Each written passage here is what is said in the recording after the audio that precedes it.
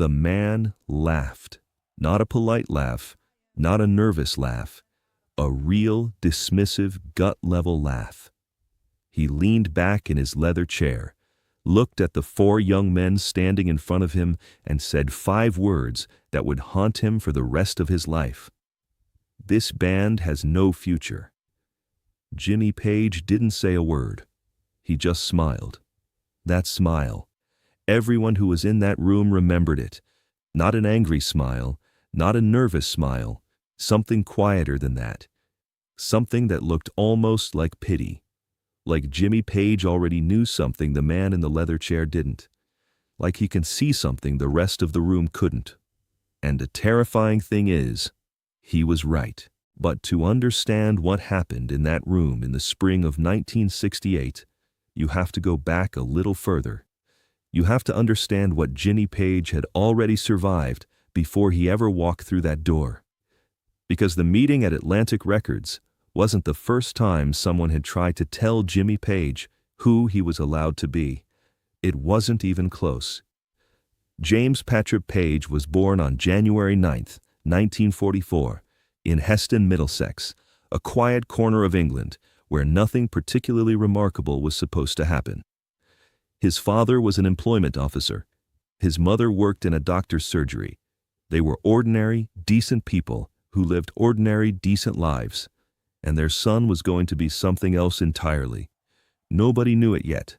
Jimmy didn't even know it yet. He found his first guitar when he was 12 years old. It was a beat-up acoustic, left behind by a previous tenant in the house his family had just moved to in Epsom, Surrey. It was scratched, slightly warped, missing a string. By any reasonable assessment, it was a piece of junk. Jimmy Page picked it up like it was the most valuable thing he'd ever touched. He taught himself to play by listening to records: Elvis Presley, Scotty Moore, James Burton, the raw, electric sound coming across the Atlantic from American rock and roll. He played until his fingers bled. He played through the pain. He played because he couldn't imagine stopping. By the time he was 15, he was good enough to perform on a BBC television program called All Your Own, a show that featured talented young people from across Britain. The host asked him what he wanted to do with his life. Jimmy Page said, without any hesitation, "I want to be a musician." The host smiled indulgently, the way adults smile at children when they're saying something unrealistic. Jimmy Page noticed that smile. He filed it away. Throughout the early 1960s, Page built his reputation as a session guitarist in London, one of the most in-demand, most versatile, most technically gifted players in the city. He played on records for Tom Jones, Donovan, Petula Clark, Shirley Bassey. He played so many sessions that he sometimes couldn't remember which songs he played on. The studios knew his name. The producers trusted him. He was, by every measurable standard, a success. Something about session work felt like a cage. Something about being handed someone else's sheet music and told to play it perfectly. Something about that arrangement felt like it was killing the part of him that mattered most. Jimmy Page wanted to create. He wanted to build something, not just play on someone else's record. He wanted to make his own. In 1966, he was invited to join the Yardbirds, one of the most influential rock bands in Britain, a group that had already launched the careers of Eric Clapton and Jeff Beck. Page joined initially as a bassist, then shifted to lead guitar, and for a brief, electric period, he and Beck played together as a twin guitar attack that audiences had never seen before. It was chaotic, brilliant, and completely unlike anything else happening in music at the time. Then Beck left, and the band began to fall apart. By early 1968, the Yardbirds were finished. The remaining members had contractual obligations, a Scandinavian tour already booked, promoters already paid, tickets already sold. They needed to fulfill those dates with something. They needed a new band.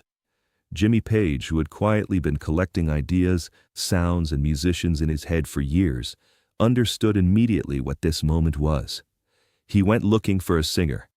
He found Robert Plant, a 20-year-old from the Black Country with a voice that didn't sound like it belonged to a human being, a voice that seemed to come from somewhere older, wilder, more elemental than anything the music world had heard in a long time. Plant was performing in a small band to half-empty rooms in Birmingham. He was unknown. He was broke. He was extraordinary. Plant brought in his childhood friend, a drummer named John Bonham. Bonham was the kind of drummer that other drummers talked about in hushed, slightly disbelieving tones. He hit the drums like he had a personal grievance against them. He hit them with a power and a precision that seemed physically impossible for one man to generate. When Jimmy Page first heard John Bonham play, he reportedly said nothing for a long moment. Then he said, "Yes." John Paul Jones, already an established and highly respected session musician and arranger in London, heard through the music industry grapevine that Page was forming something new. He called. He asked to be involved. Jimmy Page said yes to that too. They rehearsed for the first time in a small room in London in the late summer of 1968. Accounts of what happened in that room vary slightly depending on who's telling the story, but every single person who was present agrees on the essential fact. Within the first 15 minutes, something happened that none of them had experienced before.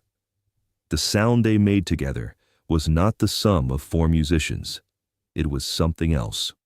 Something that made the walls feel closer. Something that pressed against the air in the room with a physical weight. Robert Plant said later that he knew within the first song. John Paul Jones said the same. John Bonham didn't talk about it much. Bonham rarely did. But people who knew him said that he came home from that first rehearsal different, quieter. Jimmy Page knew too. He'd known before the first rehearsal. He'd known when he heard Plant sing, when he heard Bonham play, when he got Jones on the phone. He knew the way you know certain things before you can prove them, with a certainty that goes deeper than evidence. So when a mutual acquaintance arranged a meeting with a senior figure at Atlantic Records in the spring of 1968, a man named Richard Conroy, a fictional composite of the real gatekeepers of that era, the A&R executives who controlled which music reached the world and which music died in rehearsal rooms. Jimmy Page walked into that office not as a supplicant. He walked in as someone who was doing the label a favor by showing up. The meeting was held on a gray Tuesday morning. The Atlantic Records offices in London occupied the upper floors of a building on Savile Row, the kind of address designed to communicate power and permanence. The receptionist made them wait. The assistant made them wait again.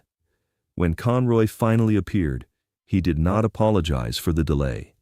He was a compact man in his mid-40s, with the particular kind of authority that comes from never having been seriously challenged. He'd been in the music business for 20 years. He'd seen trends come and go.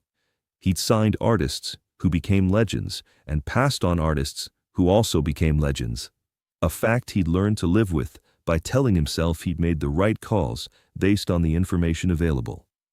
He sat across from Jimmy Page and the others, and he listened. They played him a tape. 40 minutes of rough recordings, raw, unfinished, deliberately imperfect in the way that things are imperfect when they haven't been processed and packaged and smoothed down for mass consumption. The recordings contained early versions of what would become Good Times, Bad Times, Babe, I'm Gonna Leave You, Communication Breakdown. They contained the seeds of something that would eventually be heard by hundreds of millions of people. Conroy listened for 11 minutes. Then he reached over and stopped the tape. He leaned back in his leather chair. He looked at the four young men, and he laughed. It wasn't cruelty, exactly. That was the thing nobody quite understood about that moment. And the thing that made it somehow worse than outright cruelty would have been. It was the laugh of a man who genuinely, completely, with total professional confidence, believed he was right. It was the laugh of someone who had seen 100 versions of this. Four young men in a room with a tape and a dream, and no understanding of how the business actually worked. and who had learned to dispatch such situations efficiently and without sentiment. "This band," Conroy said, in the particular tone of someone explaining something obvious, "has no future." He elaborated. The guitar work was self-indulgent. The singer was too theatrical, too raw. Audiences wanted polish, wanted smoothness, wanted something they could understand immediately. The drums were too loud, too aggressive, too much. The whole thing was too much. Nobody, he said, was going to sit still for this. Nobody was going to buy this. The three other members of the band, Plant, Bonham, Jones, responded in their own ways. Plant's face tightened. Bonham's jaw set. Jones, ever the most self-contained of the four, looked at the middle distance with an expression of careful neutrality. Jimmy Page said nothing. He sat very still, which was something people who knew him well recognized as significant. Page in motion, on stage, in rehearsal, in conversation, was a specific kind of energy, restless and searching. Page completely still was something different. It meant something was happening internally that wasn't ready to come out yet. Then, he picked up the guitar case he'd set beside his chair. He unlatched it. He lifted out his guitar, and without asking permission, without any preamble, he began to play. What he played in that office, in that moment, was not on any tape. It was not rehearsed for this occasion. It was something that came out of him in response to what he'd just heard. Not anger, not defiance, not the desire to prove anything, but something more like necessity, like a language he couldn't not speak. He played for 6 minutes. Nobody in the room spoke. The assistant who'd been hovering near the door stopped hovering. Conroy, who had leaned forward slightly when Page began playing, did not lean back again. When Page stopped, the room was quiet for a moment that everyone present remembered as being longer than it actually was. Conroy said nothing useful. He said they'd be in touch. He said the label would consider its position. He said the usual things that people say in rooms like that when they've just had an experience they don't quite have language for. The four young men left. They walked out onto Savile Row, into the gray London morning, and they walked to a pub 2 streets away, and they sat down, and they didn't talk about what had just happened, because there was nothing to say about it that needed saying. They already knew what they were. Conroy's opinion of what they were had nothing to do with it. Atlantic Records, through other channels, through other conversations, through the intervention of other people who had better instincts than Richard Conroy, did eventually sign Led Zeppelin. The deal was finalized in late 1968. It was, by the standards of the time, an unusually favorable deal for the band, something Jimmy Page had insisted upon with a quiet, absolute certainty that confused the label's lawyers, who weren't used to artists who negotiated from a position of complete confidence in their own irreplaceability. Led Zeppelin's debut album was released on January 12, 1969. It reached number 10 on the Billboard chart in the United States. It eventually sold over 10 million copies. By 1973, 5 years after that meeting in a Savile Row office, Led Zeppelin had broken the concert attendance record that had been held by the Beatles. 76,000 people packed into Tampa Stadium. 40,000 more couldn't get in.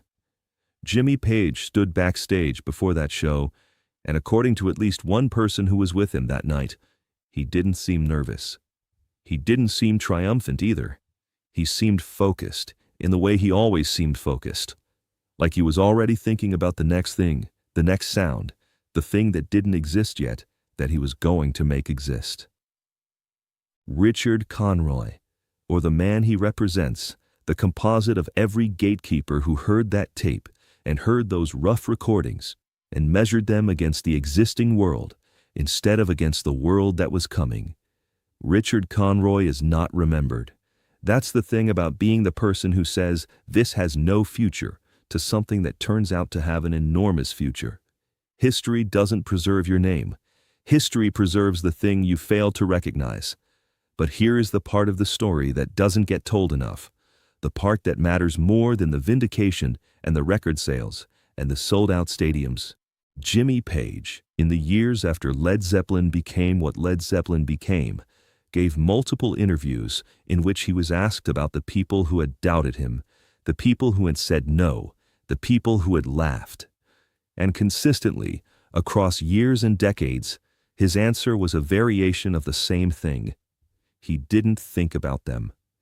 Not because he was above it, not because he was performing magnanimity for the cameras, but because, and this is the thing that's genuinely difficult to understand about people like Jimmy Page, the doubt was never part of the calculation.